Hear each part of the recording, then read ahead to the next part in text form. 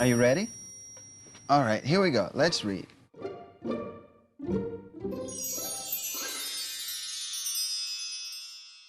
Once upon a time, there was a village called Fibberstown. Nobody in Fibberstown ever told the truth. They only told fibs. During the daytime, they would say that it was night. At night, they would say that it was daytime. Children would tell their parents that they cleaned their rooms, even if they hadn't. And parents would give their children bread and tell them that it was chocolate cake. People in Fibberstown were not happy. It was very hard to live in a place where everyone around fibbed all the time. They never knew what was true and what wasn't. One day, a toy maker named Geppetto came to town to open a toy shop. Geppetto was so surprised to hear everyone fibbing so much.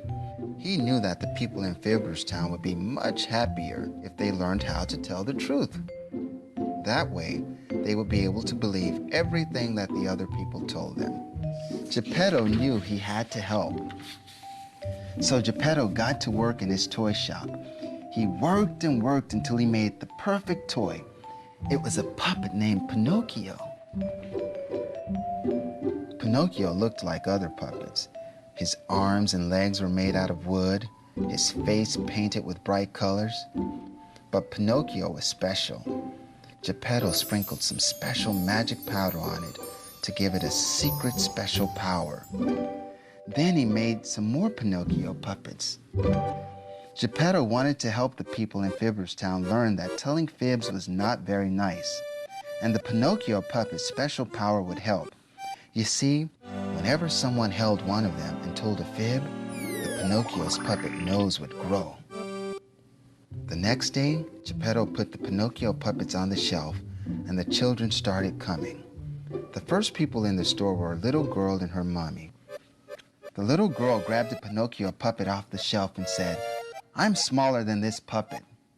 Suddenly, Pinocchio's nose started to grow. "What's happening?" asked the little girl. Geppetto smiled as he explained, "This is a special puppet. It can tell if you're fibbing. And when you're telling a fib, its nose grows."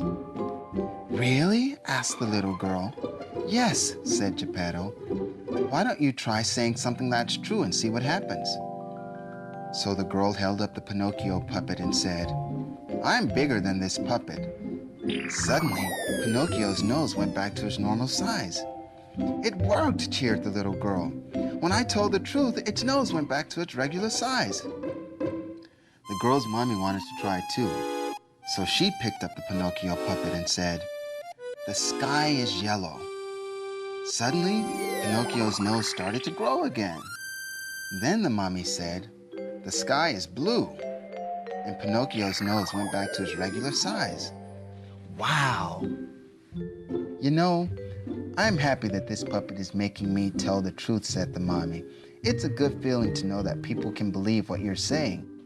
The girl and her mommy told everyone in Fibberstown about the Pinocchio puppets and how when you hold one, you have to tell the truth.